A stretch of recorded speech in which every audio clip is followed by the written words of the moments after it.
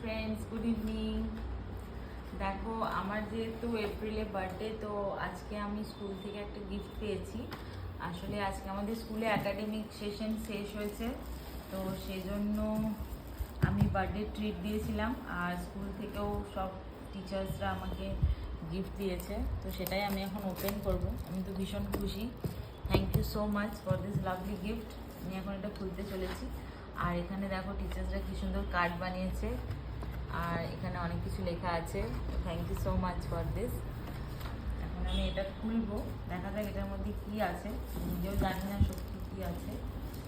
চলো এটা এখন ওপেন করা যাক।